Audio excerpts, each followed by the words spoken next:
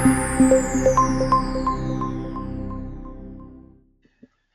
right, hello everyone, and welcome back to today's Xamarin University guest lecture.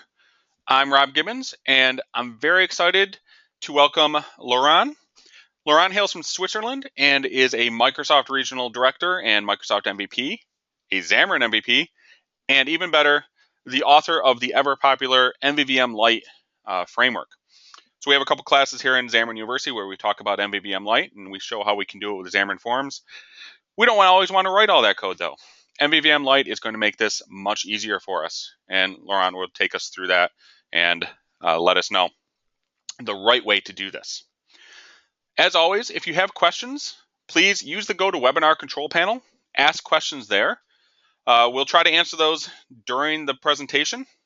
Some of them we might need to leave until the end, but go ahead and ask them. We'll see them there as soon as we can.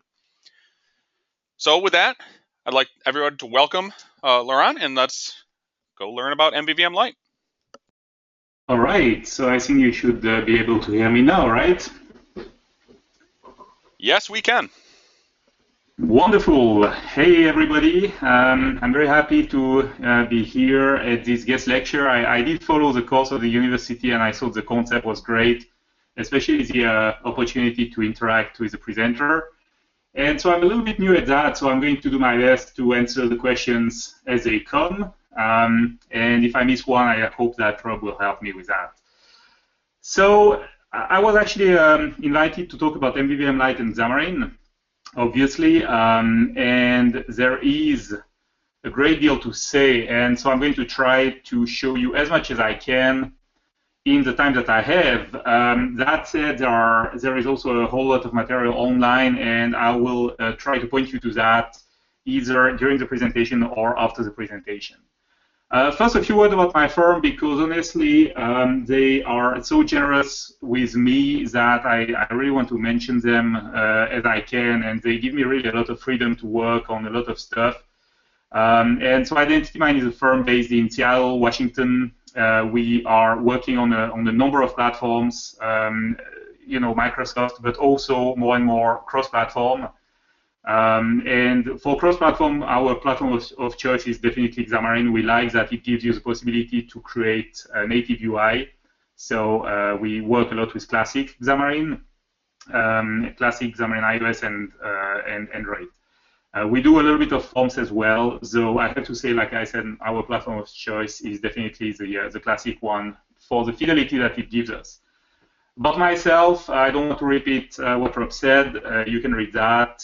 For those of you who are interested in digging deeper into MVVM Light, there is a course on Pluralsight. It is you know, available for subscription, but there is also a trial if you want to check it out for free. And finally, at the end, I will show you a slide with my blog and also my Twitter. And so feel free to interact on Twitter. I do like the conversation. And I do my best to answer all the emails, or at least as many as I can. So introducing MVVM Light. The MVVM Light toolkit was created in about 2009. Back then, we had WPF, and we started to have Silverlight. And so it was really initially, the idea was really purely to do something for WPF, and not necessarily to think about cross-platform so much. However, in time it has evolved to include, of course, Silverlight initially, and after that, Windows Phone when it came out. And I think the popularity of the toolkit really increased quite a lot when Windows Phone came out, and mostly because this is a toolkit which is very, very suitable for small applications. And mobile applications are generally smaller than large desktop applications. And of course, you can use, you know, MVVM Light on a large WPF application if you want. But a lot of people like to use some complex frameworks such as Prism and others who bring them also a whole lot of additional features. And so it's not just about MVVM, but basically about building extensible applications and configurable applications, etc., etc. MVVM Light, on the other hand, what I chose was really to have the components which are absolutely necessary to do MVVM, but to leave a lot of freedom to the developer. And so a lot of people are actually using MVVM as a basis, as a foundation for their own toolkit.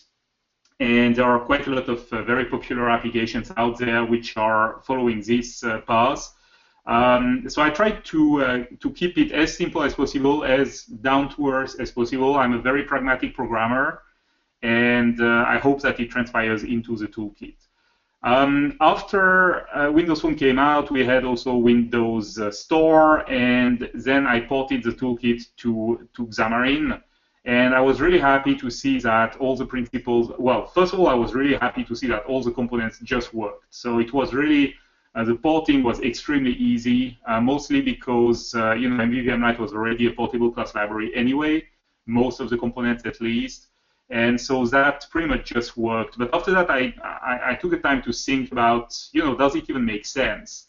And I think that pretty fast I noticed that, yes, it does make sense to have MVVM on Xamarin.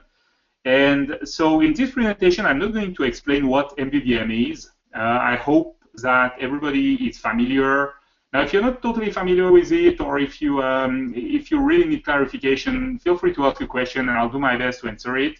But I really want to point you to my Xamarin Evolve presentation in 2014, last year, which is really answering quite a lot of questions around the need for MVVM in Xamarin. And I think that it's probably better if you go and watch that. And here we can continue to talk about the MVVM Light toolkit specifically. So what is MVVM Light toolkit? It is a set or a toolkit, like the name shows, so a set of tools.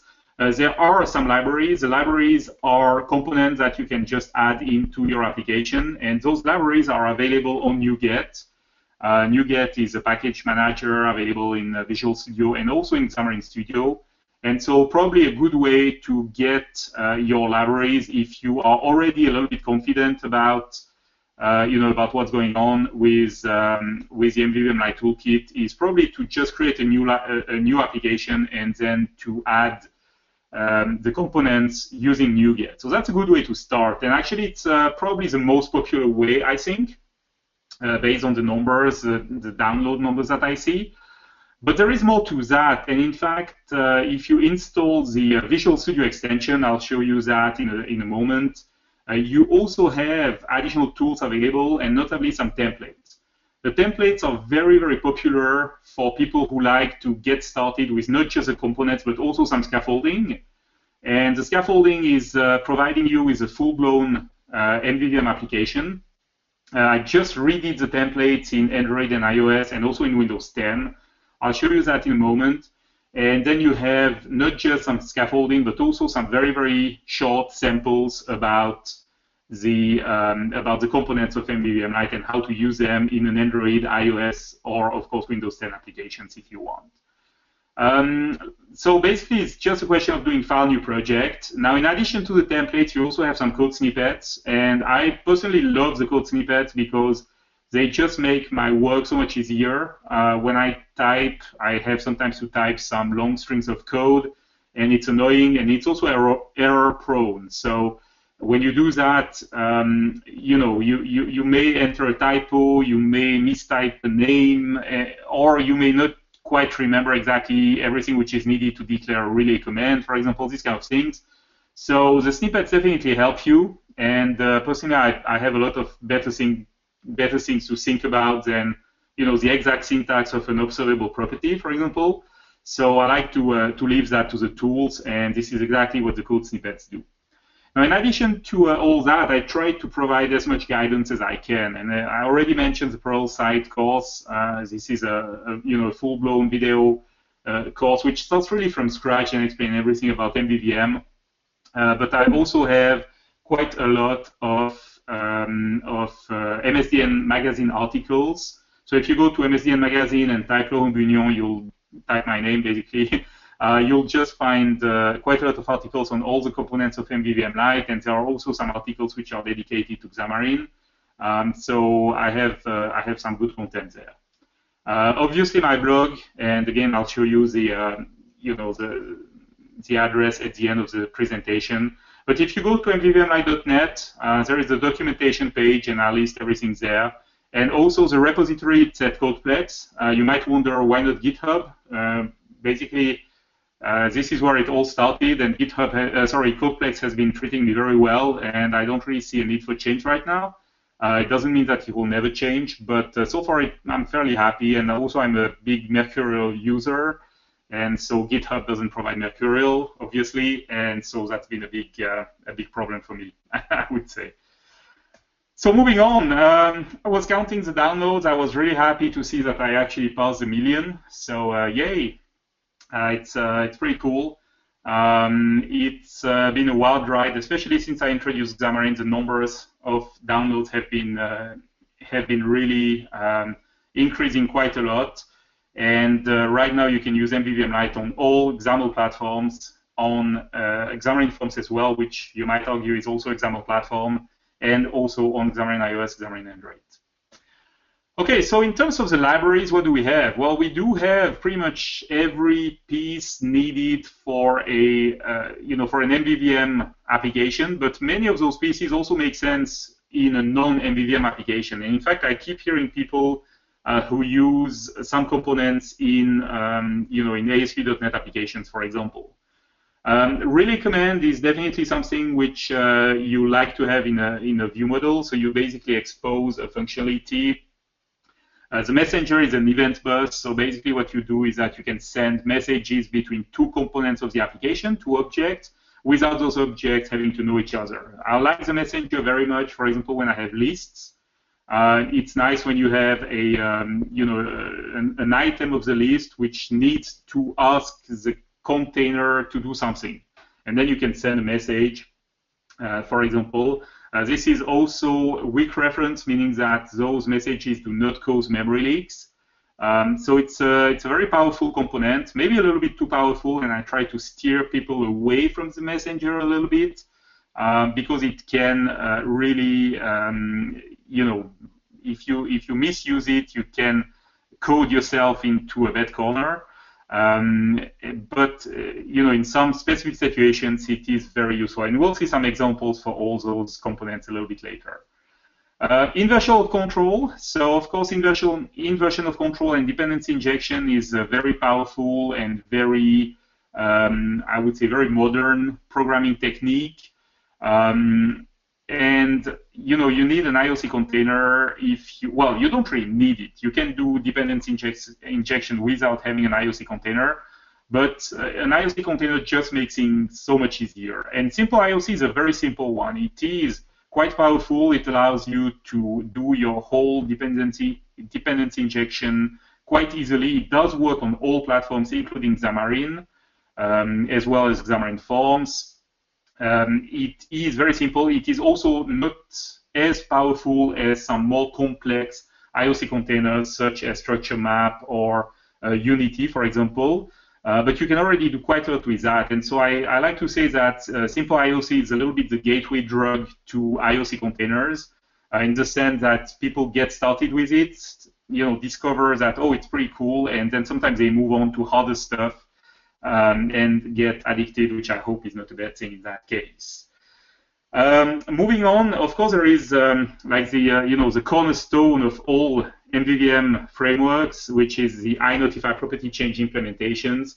Bindings rely on iNotify property change. We'll talk more about bindings a little bit later.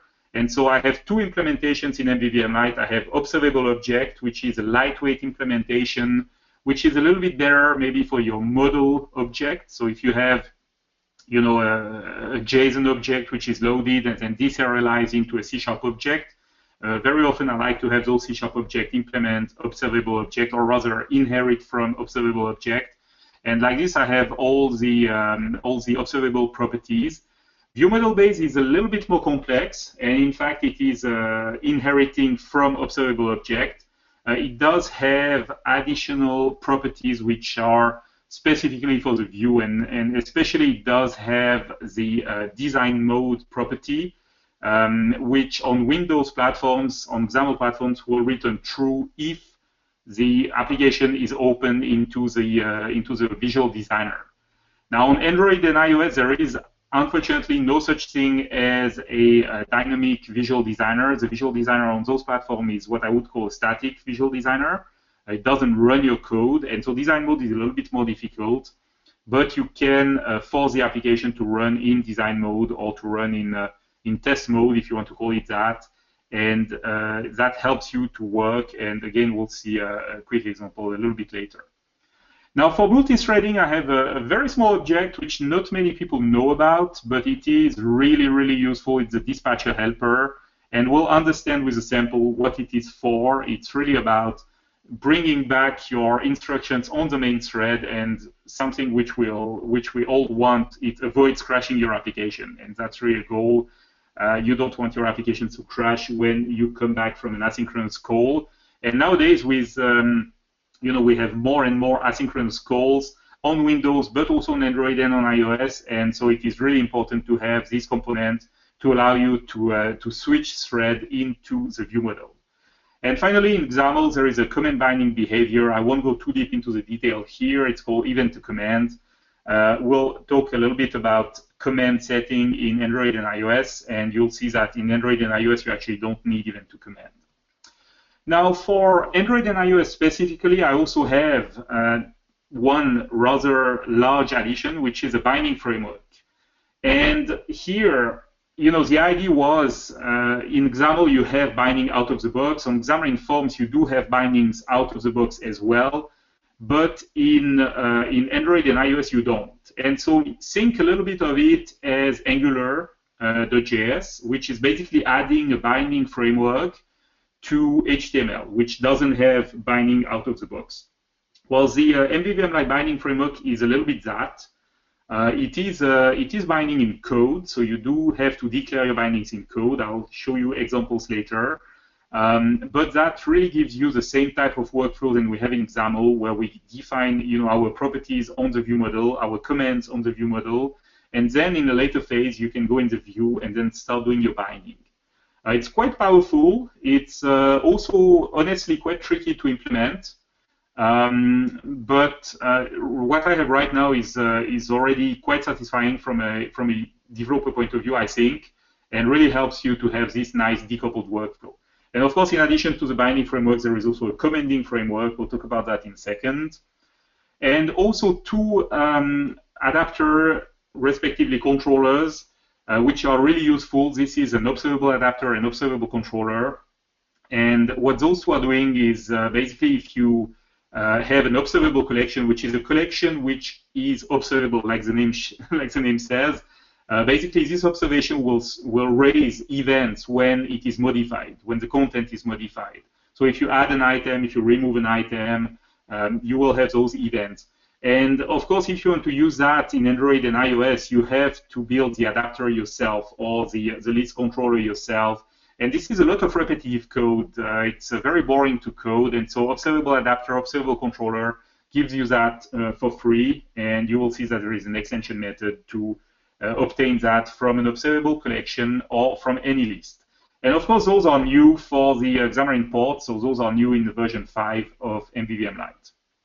Now, in terms of tools, I already mentioned File New Project. You have templates for WPF, Silverlight, Windows Store, Windows Phone, Xamarin.iOS, Xamarin.Android, like I mentioned. I don't have a template for Xamarin.Forms, mostly because doing templates with multiple projects inside is quite a pain on Visual Studio, and so I didn't totally figure it out yet. But I think at some point I'm probably going to try and do that. There are also some item templates. I don't really maintain those so much anymore, so I'm just going to skip over. And the code snippets that I mentioned already, I'll show you an example. All right, so quickly before we talk about demos, there is a strong open source commitment at MVVM Light. I am actually very proud to have been the first non-Microsoft project inside the .NET Open Source Foundation. So it was really cool of them to contact me and to ask me if I was interested, and I was really happy to take part into this nice open source movement within Microsoft. What it means, it basically doesn't mean much in terms of ownership. The project is still open source. It is I'm still the main contributor, and it just gives basically a nice, nice basis if you want in terms of legal, but also in terms of maintaining the project in case I once decide to get retired. After all, I'm already 75 and I might want to retire one day. Actually, I'm not, but I was just kidding. And it's really funny to make jokes in front of my computer, and I don't see if anybody's laughing. All right. So MvvM Light is distributed under the MIT license. It's pretty much the most permissive license that you can have in open source without going into, such exotic license like the what the fuck license, right? You might know this one. Anyway, you will Google it if you don't know what it is. But MIT is really permissive, meaning that you can pretty much do anything you want. You can use MvvM Light in your applications, even if it's a commercial application. You can actually modify the code if you want. You can give me some, you can give me some code to contribute. That said, I'm very conservative about the code, and the reason is very, very simple. It's just that I have such a large install base that I have to be careful not to break anything. And also, I want to keep the philosophy of MvvM Light as simple as possible, as light as possible, keeps this spirit of pragmatic programming. And so I'm quite conservative in adding features into it. But I do take contributions. And so if you want to, if you see that there is a glaring bug that you hate, feel free to fix it and send me a patch. And I will be happy to introduce it. All right, so let's see a few demos. And so for the demos, what I was thinking of doing is show you what happens when you do file new project. And so what I'm going to do is just go to Visual Studio. And maybe before we even start doing that, how do you even install MvvM Light? So the easiest way is to go into Tools, and then after that into Extensions and Update. And here, this is the Visual Studio Gallery. So you can go and search online into the Visual Studio Gallery, and you just search for MvvM Light. And then after a short wait, you will see MvvM Light for your Visual Studio, the one that you are currently using. In that case, I'm using 2015, but there is also a version for 2013 and for 2012. I'm not maintaining Visual Studio 2010 anymore, mostly because testing those installs is quite time-consuming. So if you still have Visual Studio 2010, I recommend working with the templates directly. You can actually download the templates from Codeplex, or just using NuGet. So here you can install your extension. What you can also do, if you want, is go online here. And if you go to the Visual Studio Gallery online, you can also find MvvM Light. You can download, and it's a VSIX, so basically a Visual Studio extension, which is going to install the templates, but also the code snippets. So that is giving you a file new project experience. And if you do that, you will see that you have a bunch of templates. And in those templates, they are actually sorted by category. So let's just give it a second. I'm not sure why it's taking so long. It says not responding, which is a great start. No, here it is. I think it's OK. All right. So here, if you go to the top to Visual C#, I'm kind of, squatting your Visual Studio here, and I'm putting all my templates at the top. But actually, if you go down, they are actually nicely sorted. So there is one for Windows 10 Universal Application. If you go under iOS, there is actually one for iPhone. I didn't do one for iPad yet, mostly because I was kind of testing the water for the iPhone and seeing if it was working fine. It seems to be working great, and so eventually I will do an iPad and a universal one as well for iOS. I do have Android here, and so there is also one for Android. Now, those are pieces to get you started. So, for example, if I start with an MVVM Light Android, I'm just going to cancel here because I did prepare one already. I didn't want to lose time waiting for Visual Studio. So this is what you get. And if you run this directly into, for example, an emulator such as Genymotion, let me just bring that on the screen. Here we go. And I'm going to start the application. So this is the experience out of the box. File, new project, run, and this is what you get. You will get here a title, and this is on Windows. You will see a different title if you go to the designer. I'll show you that in a second. So it's a design time experience, but there is also here a button. You can click the button to increase here the number of times. This is done through a command and an observable property, so that is demonstrated. You can tap here to go to the second page. So there is also a navigation service and a dialog service in MVVM Light. And so here I go to the second page. I can go back using the back button on my emulator, or I can also go back programmatically, which is shown by this button here. There is also a navigation parameter. So for example, if I go here in my text box here, and it is just extremely slow right now. I guess that the GoToMeeting is messing up the emulator a little bit. But basically, well, okay, it is really very slow. Let's see if I can do Control A. That's not great. Okay, so let me see if I can. No, I cannot do that either. Well, you know what? I'm just going to say enter message simply. Here we go. And now if you go to, if you navigate, it is actually going to take this as a parameter. And if I navigate, it's going to show that on the second page. So it's just in order to show how you can pass a parameter to another page. Here you see the navigation parameter. So all that is shown into the template. There is also a dialog service, like I mentioned. So if I show a dialog, it's going to use this parameter here and show a standard dialog in Android. Here we go. This is a message displayed by the dialog service, but there is also the parameter enter a message. And finally, here we have a small clock, and the clock is used to demonstrate the dispatcher helper. And I'm going to show you the code in a second. So there is a background thread running. It's showing 15:26, which is the Android time. Here it's actually 9 p.m., 9:26 p.m.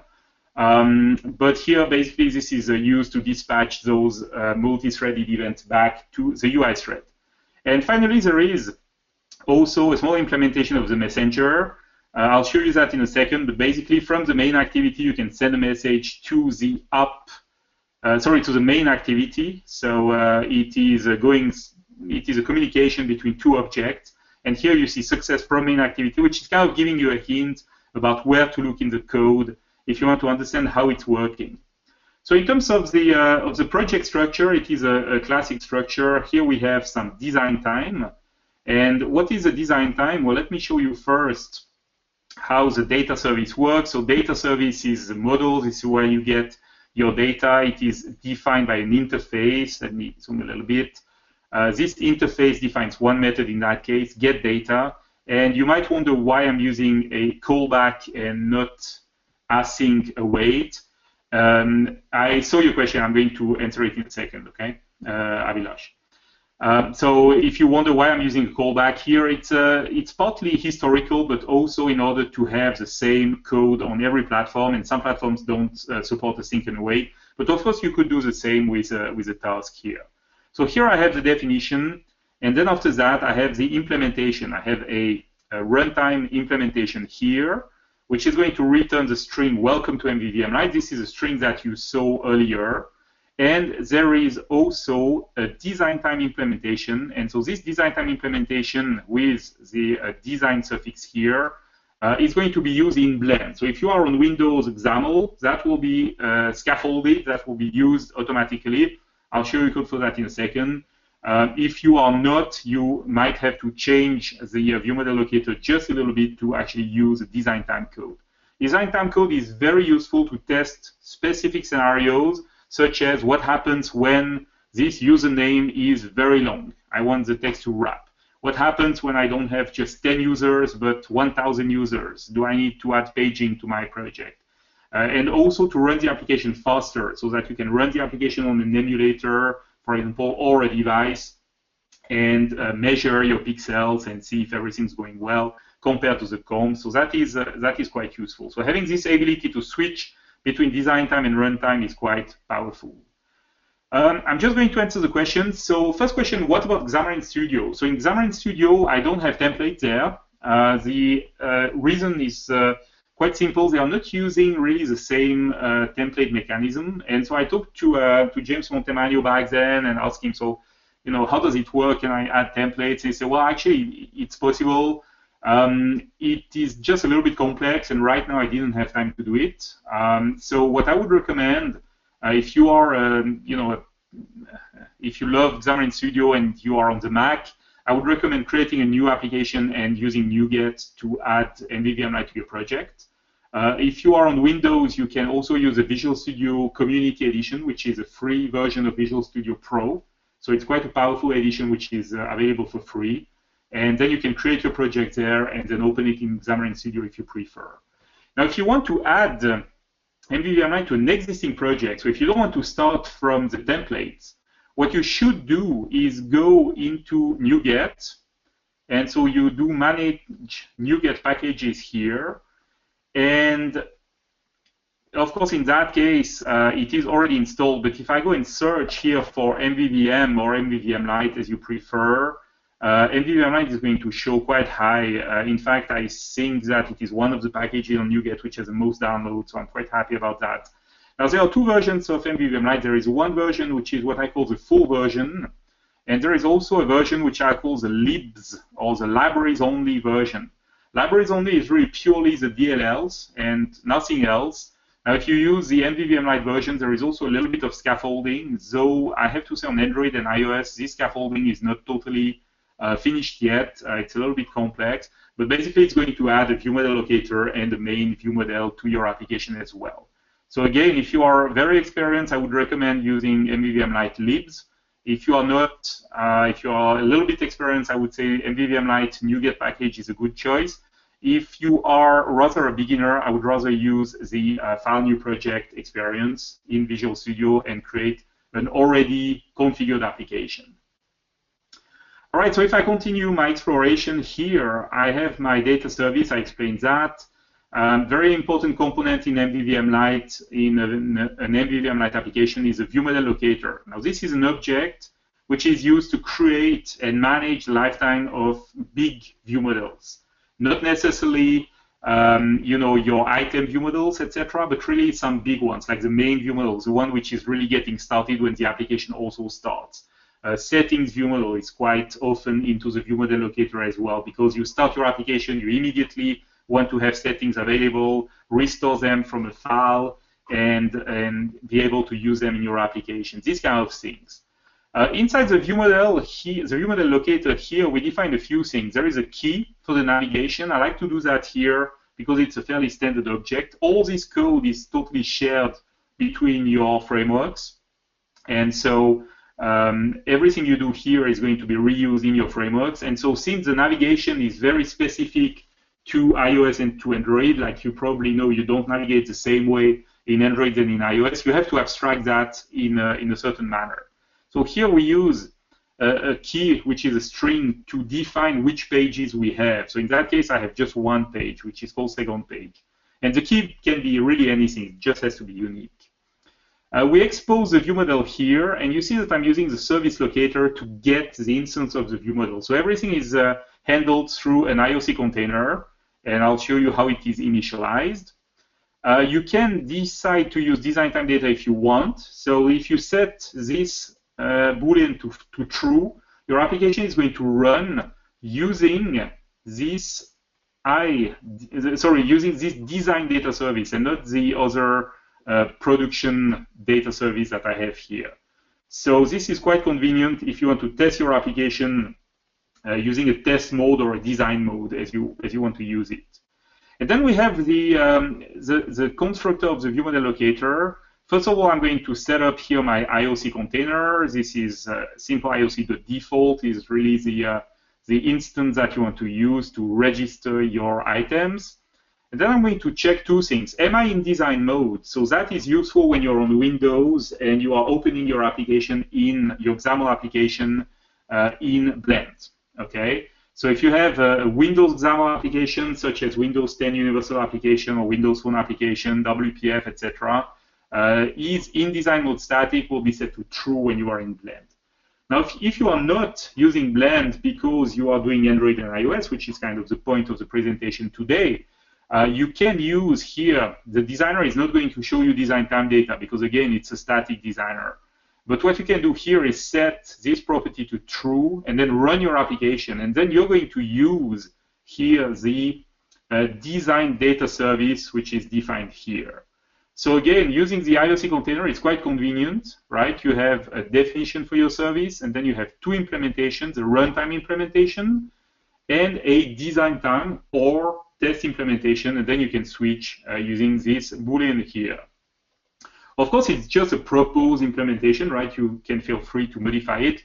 Once again, MVVM Light gives you a lot of freedom.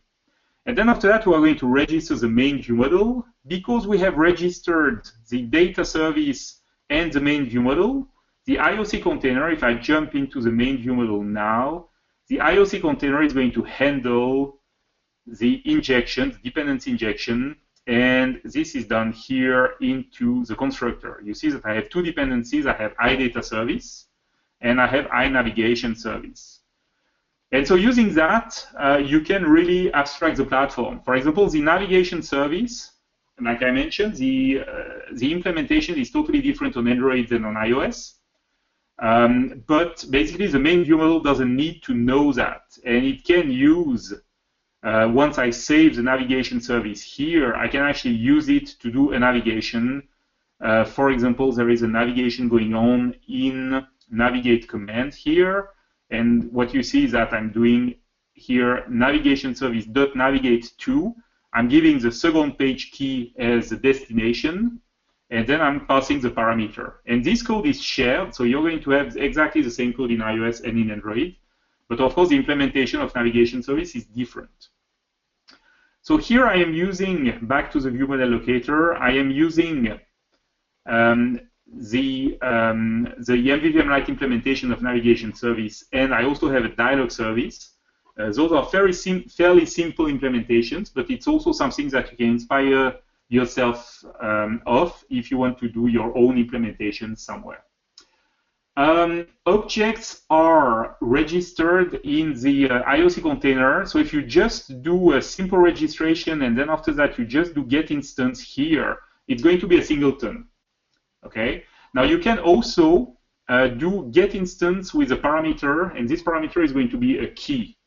And if you do that, you will get a unique object, meaning that you can have multiple instances of the same type. Okay. So if I was saying here, for example, key 1, every time you call key 1, you're going to get the instance of the main ViewModel which corresponds to key 1, if that makes sense.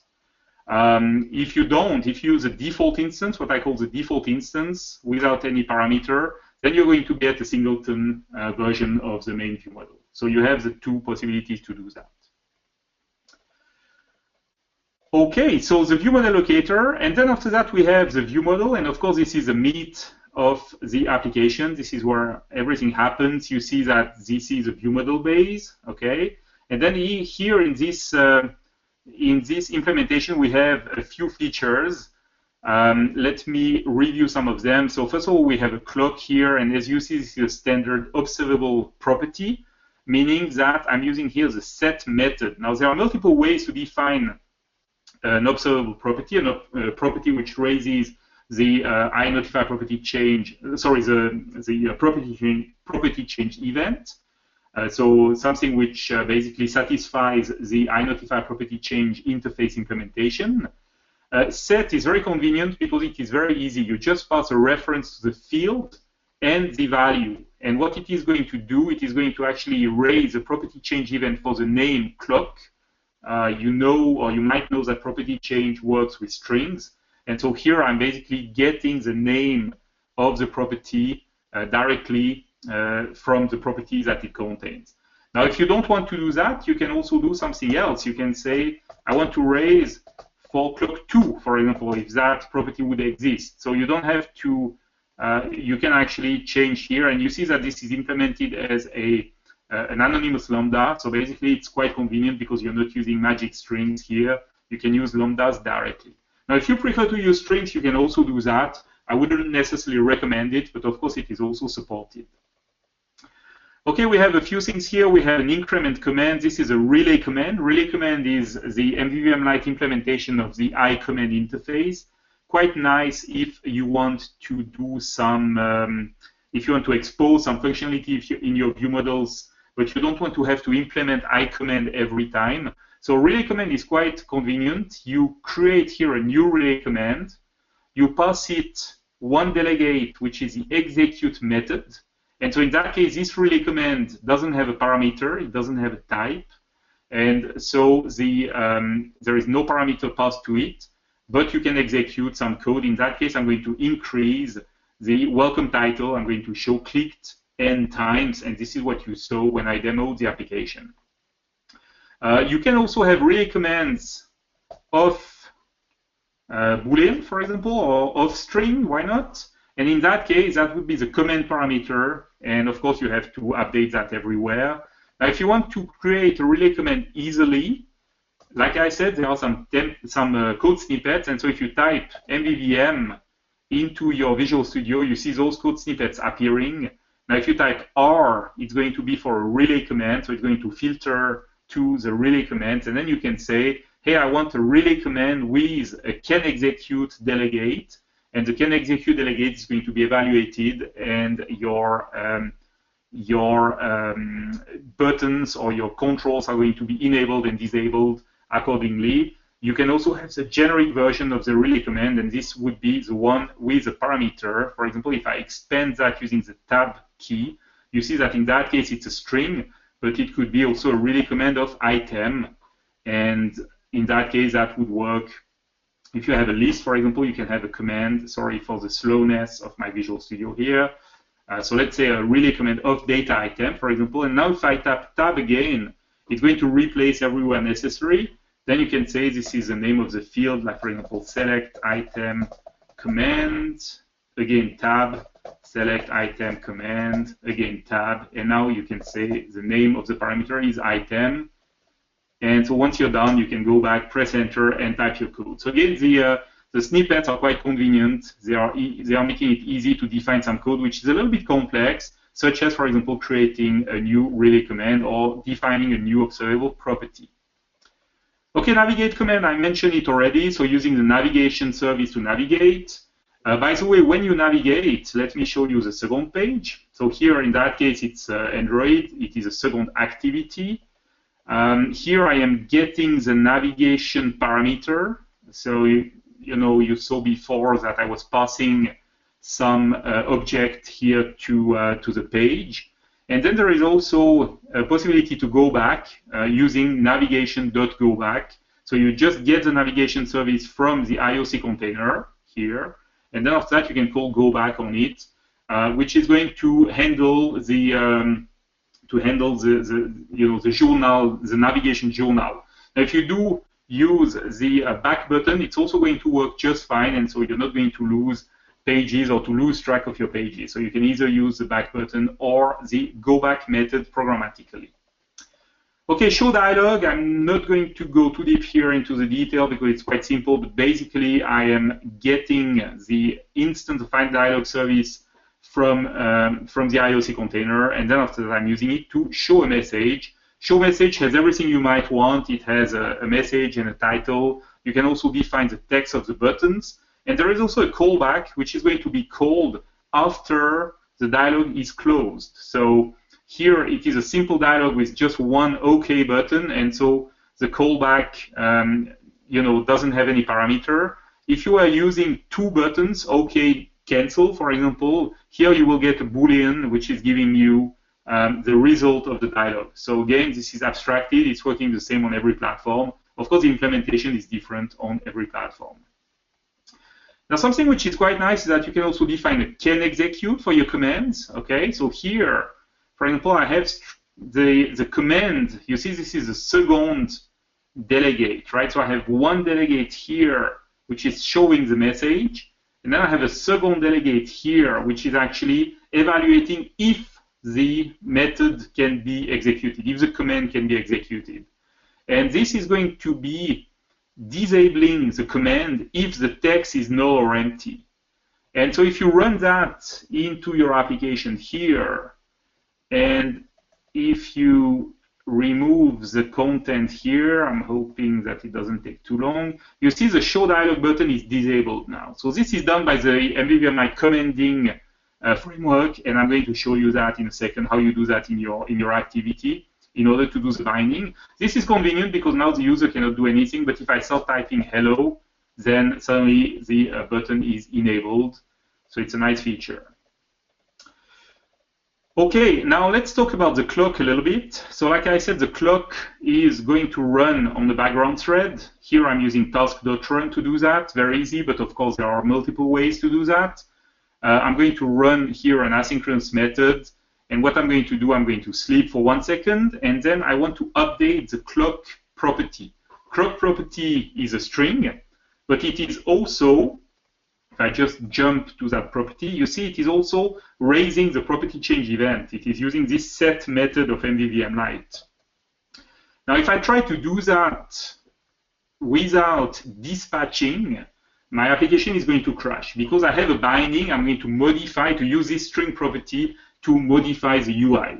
And of course, from a background thread, you cannot modify the UI. So here, dispatcher helper, and there is this method check begin invoke on UI, is going to basically define that this area here is safe. It is on the main thread. Okay? So everything that you define here is going to run on the main thread. Now, if you are already on the main thread, the check begin invoke on UI method doesn't do anything. It's just going to execute the code immediately. Okay? So there is no dispatching happening. If, however, you are not, but you are on a background thread, then this is going to dispatch. It's a little bit, a little bit tricky. There is an MSDN article about that, so feel free to check it out, about the multi-threading aspects of MVVM.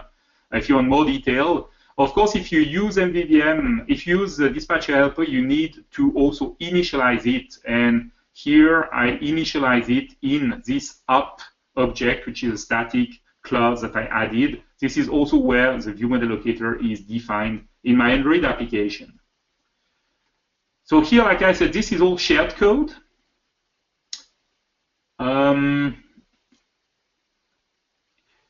I could indeed, so okay, the question, oh yeah, I forgot to read the question before. You might change clock property in many places. Could you define begin on invoke UI, or in that case, check begin invoke on UI directly in the clock setter? Yes, you can do that.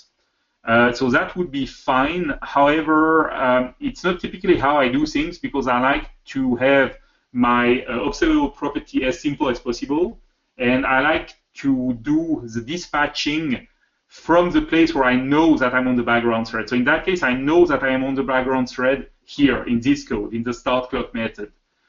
In the property, I might or might not be, and so I don't want to complicate the code too much. It's a little bit more of a taste thing, of a preference thing, if it does make sense. Okay, time is flying, and I really have a lot of things to show you, so let me just jump ahead into the main activity, because this is really important. This is really where we are going to do our bindings. Here I have a few things. First of all, let me take this out of the way. This is where I'm going to register to the messenger, and I'm going to register for a notification message action. Again, I'm not going to go too deep into the detail, because there is a whole MSDN article about that on MSDN magazine.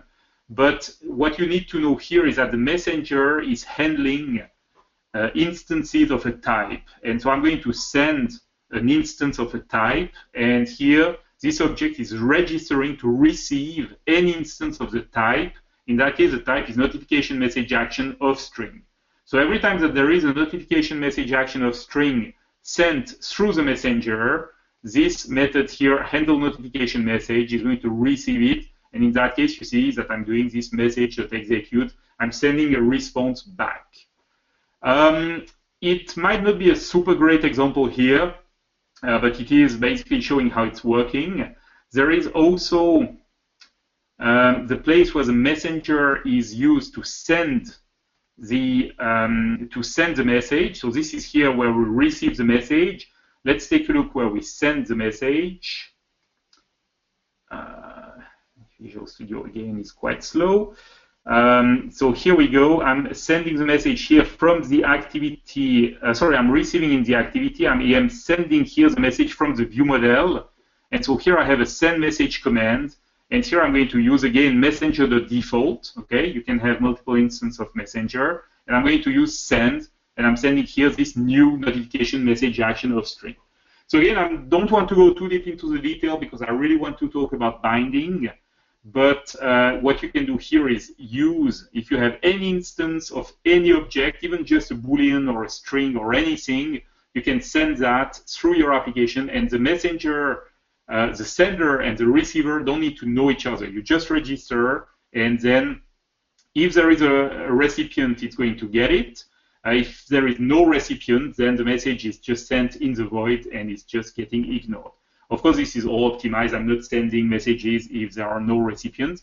Very convenient when you have a number of items, for example, in a list, and each of those items needs to communicate with the parent, or you need from the parent to communicate something to all items in the list. Like, for example, hey, update your display, or maybe I have a sample where I'm actually using that to show a checkbox on each item. So you send a message to each item and you say, hey, show the checkbox, okay, because you want to be selectable, these kind of things.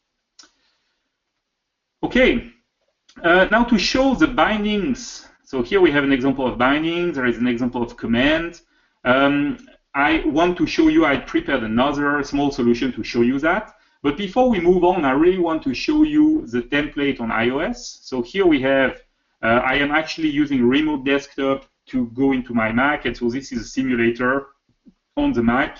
If I run here the application in iOS, this is how it looks like. Very, very similar in the functionality to the Android one.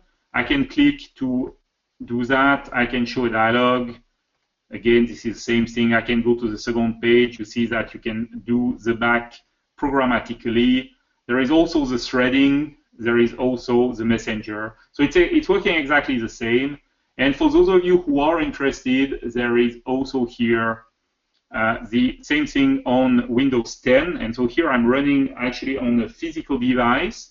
And so I have also the same implementation on Windows 10. Again, you can also increase the counter, navigate, go back, show a dialog. Here we go. And here I am. Yes, the code will absolutely be available for download after the webinar. And again, right, I want to repeat that the code you see here is really what you get when you file a new project in MVVM Light. So it's really pretty much easy to get. But anyway, I will provide you those things. There is also the clock here. And because this is Windows 10, you can also run the application on the desktop. So here we go. This is the Windows 10 Universal application on the desktop. Exactly the same code. It is a little bit slow to start, but you see, same code, same look and feel. And so this is working here on the laptop, and it was working before on my phone. Same code, same thing. Maybe I'll handle that at the end. The question is about what can I say? Yeah, the standard question, MVVM Light versus MVVM Cross. I'll be happy to go into that, but maybe remind me in the end if I forget. Rob, I count on you. Okay, kick me if I forget to answer that. I think this will be a great place to end in a moment. Okay, so now I would like to show you. Oh, by the way, here, sorry, this is the Android version. There is the iOS version here. Here there is a Windows 10 version. So again, this is just a file new project experience. Now let me go. I'm going to close that to reclaim a little bit of the memory. Here we go. And I'm going to show you another solution which is called test bindings. And here I have just Android and iOS because I really wanted to show you the, let's just save, okay. I really wanted to show you how you do data binding. So let's go into the main activity. And here I have a very simple view model. I basically just define a text property. Okay, this text property is observable. I have an update text command, which is just going to say, hey, you clicked a number of times. And then I have here a call command, which we'll use a little bit later. This call command has a parameter. And so that's why I have it. It is taking a string as a parameter. Now, this is the shared code. You're going to reuse that code on iOS, on Android, on Windows 10, on Windows Phone, everywhere. No problem. Now, how do you do the binding? So let's go into the main activity. And here I have defined here some radio buttons, and I want to show you that you can actually detach your binding. You can actually switch the binding during the runtime, which is quite convenient if you need to do that. Now, what I'm going to do, the first radio button, Visual Studio is very slow again. You know what? While it is doing its things, let me show you how the application looks like. So I'm just going to go back because I have the finished application. And so after that, I'm going to show you how to build it. Okay, it's not just Visual Studio which is slow, it's pretty much everything. Let me see if it works better on the Mac.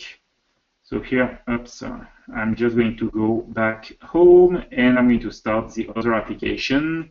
Here we go. So this application runs like that. I have an initial text value which is coming from the ViewModel. If I do update, this is going to call the update command. It's going to change the property, and then you see it is simply saying you click 2 times. Now you can also do bindings in 2 ways, and this is quite nice. Or in some cases, you need also some additional feature, because here, for example, I want to change the text of the button. But as you know, changing the text of a button is a little bit difficult in the binding, because the title member is not the property but on the button. It is actually a method, because you need to also give the state.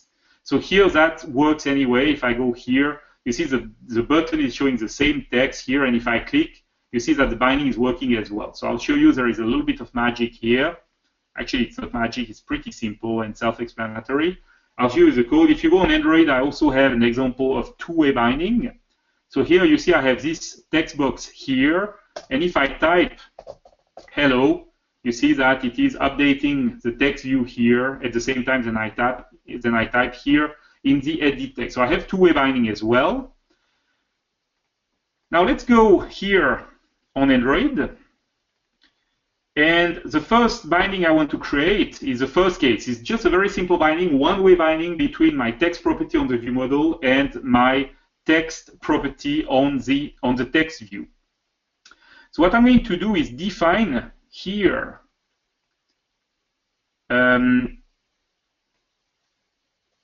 actually, you know what, let me put that in a different position. I'm going to put that here. Here we go. So here I'm defining a binding, and I am defining this binding in code. Okay. First thing which is important, you need to keep a reference to your bindings. Why do you need to keep a reference to the binding? It's quite important because the garbage collector on Android is very aggressive, and since the binding is a weak reference between 2 properties, what's going to happen if you don't keep a reference to the binding is going to be garbage collected, and your objects are going to be garbage collected as well if there is no other reference to that. So this is kind of the bad side, if you want, of using loose coupling between properties, is that you need to keep track of that, because otherwise they are going to be garbage collected. So here you can keep that as a field, or you can just build a small list and keep a reference to the binding. Then I use this. Now, what is this here? This is the activity. I'm inside the activity, and I'm using this method called setBinding. This is an extension method, and so you can, when you add MVVM Light to your application, you can call this .setBinding on the activity. And then I'm going to say what is the source of the binding. In that case, this is a ViewModel.text. Okay, what is ViewModel? It is this property here. It is the app.locator. Remember the ViewModel locator that we saw earlier, .main. Okay, so I'm taking basically the property from the ViewModel, and then I am binding it to the target, which is a result text. Result text is a text view, .text. And so that is a simple 1-way binding, super easy, no problem, it's just going to work. Now if you want to do the 2-way binding, like for example, what happens if I go into the second radio button here. So if I check the radio button, what I'm going to do, I'm going to detach those bindings. Now, detach is quite convenient if you want to change the binding dynamically at runtime. That can happen, okay? By calling detach, you make sure that you don't have anything lingering. You don't have any event handlers lingering on it. Now, it's a little bit a special case because here I'm really switching bindings at runtime. So very often you don't actually need to call detach, but it's good to know that it's here. Then I'm going to create here the first binding, which is a one-way binding, just what I showed you before. And then I have this two-way binding here. So the two-way binding is between the text property on the ViewModel and this input text.text, input text being an edit text. So it's basically a text box, okay? And then I say binding mode dot two-way. So I'm specifying here that the binding mode has to go in two directions. And the result of that is what you saw here. If I go here and I tap, and very slow again, and again, you see that the two-way binding is working. It's going down to the ViewModel first, and then back up to the text view through the property change event. That's quite convenient, but sometimes you want to use something else. So here you see that it changes as soon as I type, okay? Which is not always what you want. Sometimes you want this change to happen when the field loses a focus. You can do that, and you see that I have fluent syntax. I have set binding dot, and then there are a number of methods that you can use. For example, update target trigger. Why update target trigger? Well, it all comes from Windows. Really, in Windows, you had update source trigger, which was telling you if you wanted the binding to fire when the field loses the focus or when there is a property change. Here, I'm using update. I have also update source trigger if the UI element is the source of the binding. But in that case, the UI element here is the target of the binding.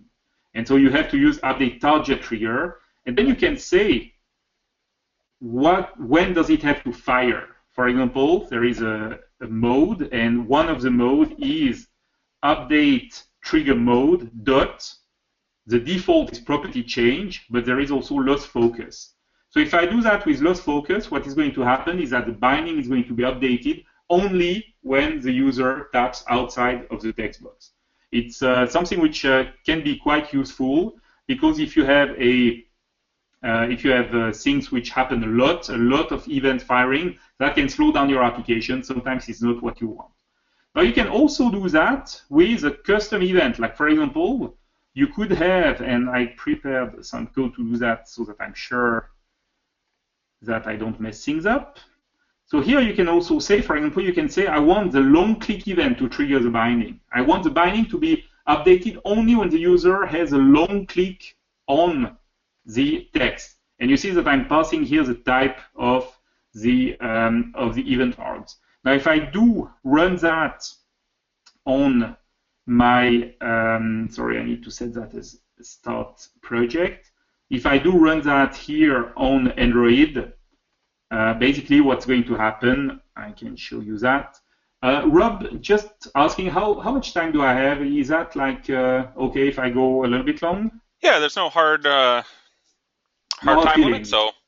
All right, that's awesome, because I do have a few more things I want to show you, especially the list stuff, which I think is pretty cool. I love that, actually. Yeah, and these are recorded, so if anybody needs to drop off, you can certainly catch up a little bit too. That's great to know. Cool. So let me just build and run that, and I guess it's going to take a moment, so we'll come back to that in a moment, just to show you. So remember the long click, okay? I'm going to show you that in a second.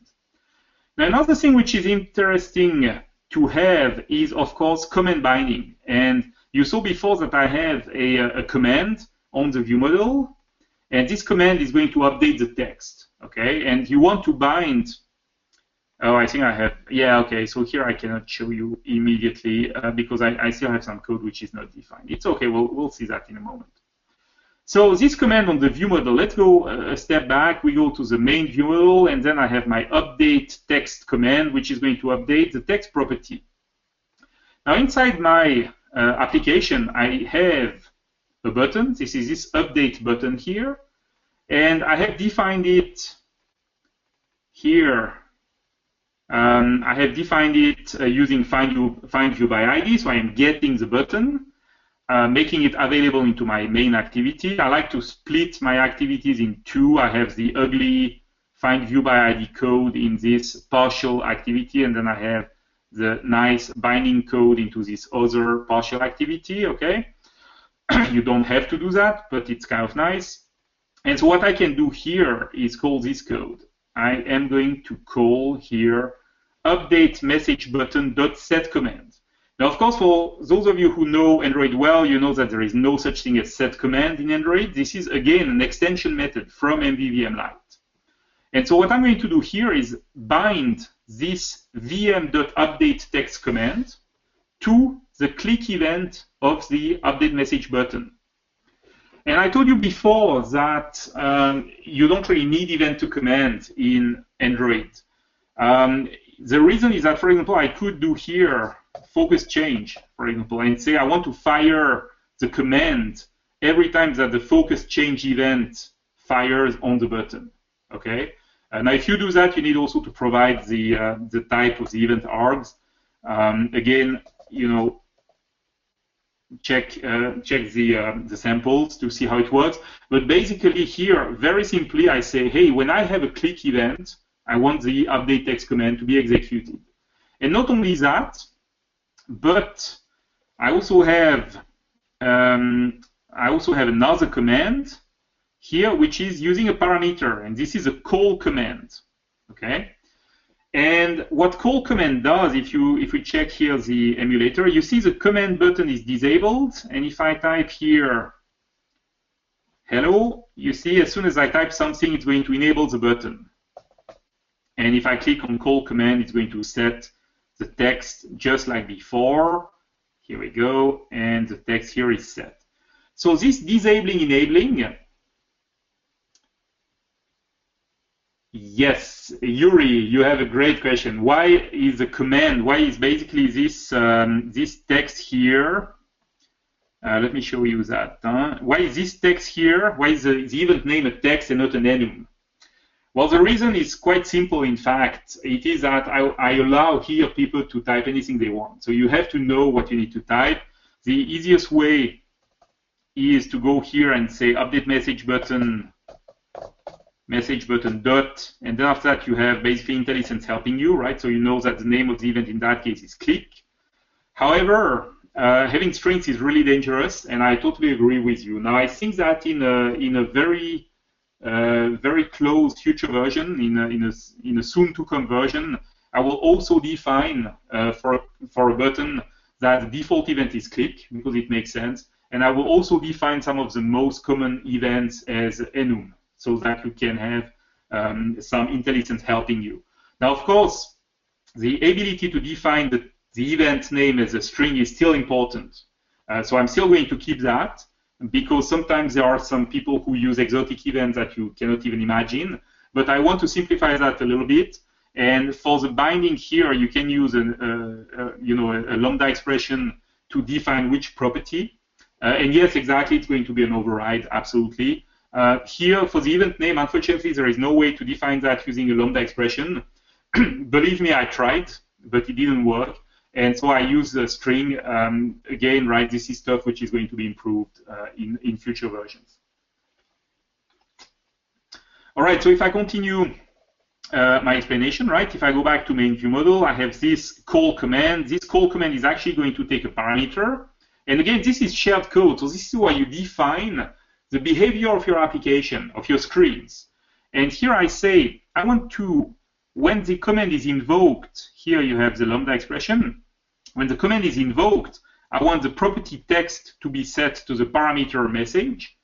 But if the message is null or empty, I want to return false, which means that I want to disable the command. And in fact, if that is the case, the command is not going to be executed at all.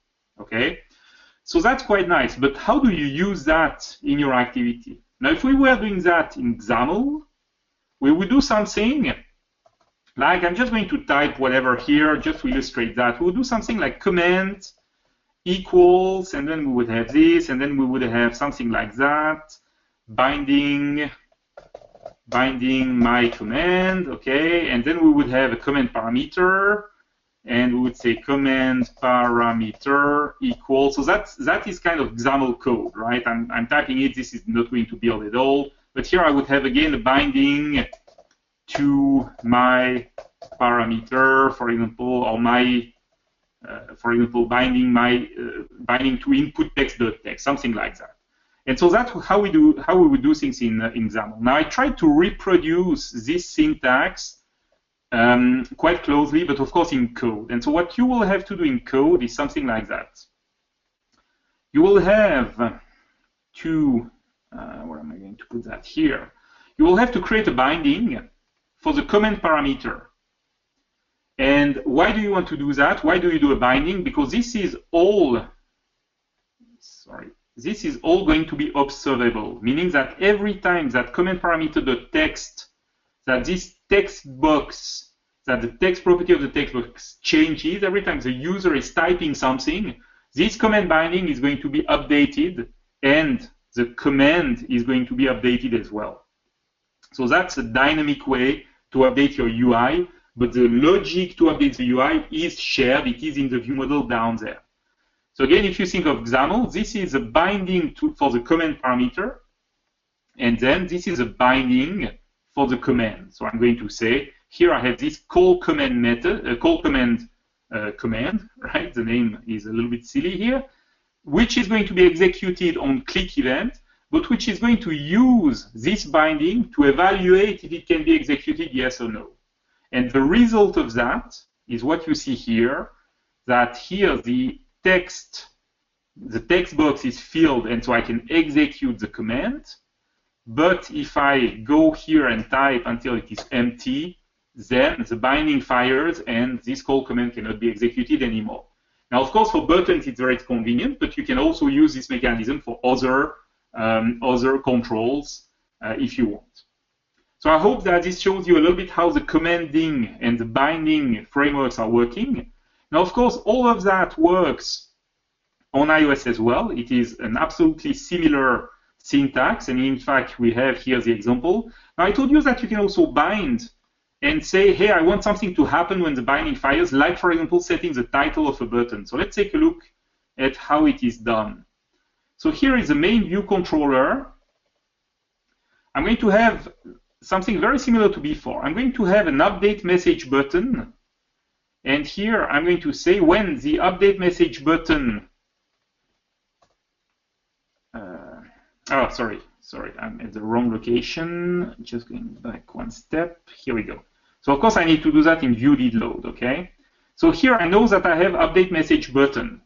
Now, update message button, I can call set command on it. I just need to be careful. And again, Yuri, I totally agree with you. It's not great, right? Because here I need to use touch-up inside. Otherwise, I'm going to get an exception saying, hey, this event click doesn't exist on iOS button. So yeah, I want to improve that, definitely. So here I have to say, I want touch-up inside to fire the command. Then we are going to define the binding. And again, if I go back to my thing here, I have the label here. And I have the ViewModel property. So I'm going to define a one-way binding. And this is exactly the same syntax. You see, I'm using the same code, right? I'm going to call this.setBinding between the text property and the text property of the text box. Then we are going to have those radio buttons, okay? And so the one that I really want to show you, the one which is interesting, is here. I'm going to detach. I'm going to set the binding. And here you see I have this property. I told you that the binding syntax is fluent, right? I have dot update source trigger, for example, which is interesting. But I also have when source changes, and then every time the binding fires, this code here is going to be executed. So basically what it's doing, it's giving you a little bit more control. It's not just a binding between two properties, but it is a binding between a source property, and every time this property changes, you can also execute some code, such as in that case, set the title of the button. And of course, that is necessary in iOS because, again, set title, there is no title property on the button in iOS. There is finally another thing I want to show you quickly, another such fluent method, which is quite useful. If you don't have the plus, you will have a conversion, and then you can convert from source to target or from target to source. So this is the syntax here. You can call .convert source to target, and then you can say what is the conversion. And so you will have an input, and you will have to provide an output. So in that case, my two properties are two strings, okay? So nothing really specific here. But for example, here I could say return return hello, and then plus input, for example, whatever conversion you can imagine. And this is a good place to reuse your high-value converters from Windows, for example. So if you have an high-value converter somewhere, which is using a shared method to do some conversions, a conversion, but basically you can use that here. Now I need to wrap up slowly. So again, I hope that it gives you a taste of the binding, right? Binding is quite complex, and of course, it is very powerful scenario. So please feel free to explore the samples and to check also my MSDN magazine article about data binding, because I'm also showing some alternatives to bindings here. Please keep in mind, I want really to mention that, please keep in mind that bindings are very powerful, but they can also really give you a lot of trouble. Because, first of all, they are a little bit slower than an actual operation of setting the values. There is a little bit of reflection going on when you establish a binding. There is a little bit of indirection going on. You need to be careful with your bindings. Also, if you have, I'm working on a project right now. I'm not going to mention the client, but maybe somebody's here, and hi guys. But basically, at some point, we had a bug, and we found out that there was a small misunderstanding in the code, and I had a property with like 50 bindings on it. And at some point, it just stops working because it just gives up, right? Everybody tries to get the string and to update it. So you need to be careful because those things can lead you to problems. So again, use bindings with care. Be a little bit careful with that. I want to finish with the question about MVVM Cross and MVVM Light, and of course, MVVM Light is very, very popular on Windows, but there is absolutely, a very, very successful framework called MVVM Cross on Xamarin.iOS and Xamarin.Android, and of course, it is also available on Windows. What is the main difference here? Well, basically, my good friend Stuart. Oops, am I losing the display here? It's flickering. You guys can still hear me, right? Yeah, we can hear you, and okay, cool. See the PowerPoint. Yeah, that's great. So my display is flickering a little bit, but I think it's fine. So basically, my good friend Stuart actually started with a fork of MVVM Light, and he and I talked quite a lot back then about how do you want to do things and these kind of things, and it's pretty cool. Stuart took things quite a lot further, though, and notably he has quite a lot of things which work with convention over configuration. Convention over configuration is great. It is also a little bit magic, and personally I don't like magic too much because it can be confusing if you have users who don't know exactly what they are doing. So for example, there is kind of a convention that if you have a view, you will have a view model with the same name, these kind of things. You can also define the view model, but basically you don't really see explicitly where the view model is instantiated. It all happens a little bit in the back, and while it can be great for certain people, I find that there are approximately 50% of the users who loves it, and 50% who really don't like it too much because they feel that they don't really see what is happening. And MVVM Light is for that 50% of users, the ones who like to keep it pragmatic and maybe a little bit simpler, and maybe they do have to work a little bit more to define the navigation between their pages, etc. But they have a good understanding of what is happening. Now, personally, I'm a strong believer that MVVM Light is great on small applications such as mobile apps. I do believe that having this pragmatic view is actually going to help you on small apps such as Windows Phone applications, Windows 10 applications running on phones, and also sorry, I'm trying to show you the slide here without having my Windows freaking out. But basically, without having the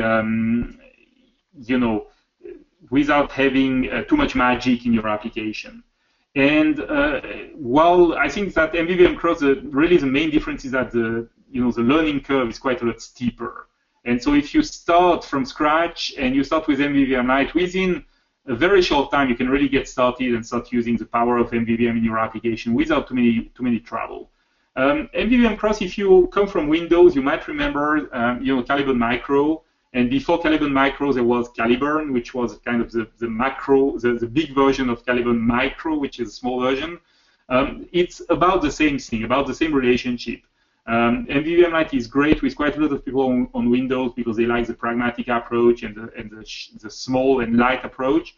If you go to Caliburn, you're going to have a lot of power, but of course you need to learn how to wield this power if you don't want to code yourself into a nightmare of a spaghetti code, right? And so the learning curve is really quite a lot bigger. Those are great frameworks. It's just complementary, I think, on all those platforms, and that's pretty cool. And finally, another question I get a lot is about, in Xamarin.Forms, because everything I showed you here works in Xamarin.Forms as well with the standard binding syntax. In Xamarin.Forms, why would you use MVVM Light over the built-in MVVM framework in Xamarin.Forms? And here the answer is really mostly about cross-platform. If you want to have some code which is running on Windows Phone as well, for example, not just the Windows Forms version of Windows, the Xamarin.Forms version of Windows Phone, but the full version. Or if you want to take, you have a PCL which is already running on, on WPF, for example, and you want to put that into a Xamarin.Forms application, then MVVM Light is probably a good choice. If you have an application which is really purely Xamarin.Forms and you know this Xamarin.Forms syntax, the MVVM syntax, why not use that? But basically, this is all fairly new components, and maybe wanting to use MVVM Light on Xamarin.Forms is also a good choice because it is going to be something a little bit more mature, maybe in terms of the number of users and also in terms of the ecosystem around it. So I hope that it answers the question. Time is really up, and I understand it's really a lot of material, and really I try to concentrate on the stuff which is really important for Xamarin people. I will definitely provide you with the code and all that, the slides and all that. I also have a few. I don't know if I can say that. It's maybe not totally fair, but I do have some proposals for the call for speaker for Evolve 2016. So, if you want to see me talk there and maybe expand a little bit more, you can possibly reach out to your favorite Xamarin guy and say, hey, I would love to see Laurent. I don't know if it's really nice to say that, but whatever. Oh, absolutely. Absolutely, that's really cool. So if you want to hear more about all that, please don't hesitate to reach out. I'm trying to show my Twitter here. Sorry for the display horror which just happened. But basically, my Twitter is down there, Bugnion with an I. Don't forget the I. You can find me. You can very easily ask questions if you want. There is also my blog, of course, blog.galaxy.ch. And about the material, do you guys have actually a private repository for the material, or is it okay if I just put it on my blog? So I'll get the material from you from this, and we'll zip it up and we'll put it on our site along with the recording that will be available later today. So there's always one place you can go download that. So you can get that there. But again, you have lots of different materials out on the web as well. So yes, you can go to your Codeplex. There's samples there. There's code. There's documentation, which is one of the best parts about your framework here. Is it's not just a code dump, but it's actual documented and everything too, which makes it a lot easier to work with. And then and you know what the documentation is really the worst thing to do, right? Because it's not the fun part, right? So I like that people actually go there and see it and appreciate it. So really happy about it. But if you go to MVVMLight.net, you can definitely go to the documentation page, and everything is listed there, so don't hesitate to do that as well. Okay. Right, and there's links there to your MSDN magazine. There's links to your Evolve videos from last year. So there's links. That's your page you want to start with is MVVMLight.net. Exactly. Perfect. So thank you so much, Laurent. My pleasure. Fantastic presentation. MVVM is a great architecture to use for our mobile apps, for cross-platform mobile apps. I really appreciate you coming on with us. And oh yeah, it was a pleasure. For everyone still here, like I said, remember these guest lectures, they are recorded, so they will be up a little bit later today.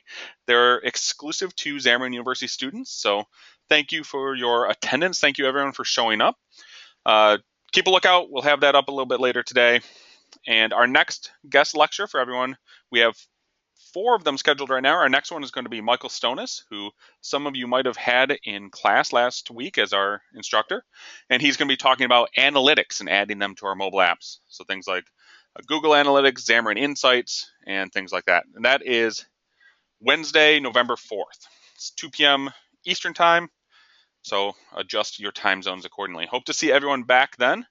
And thank you, Laurent, and thank you, everyone, for attending.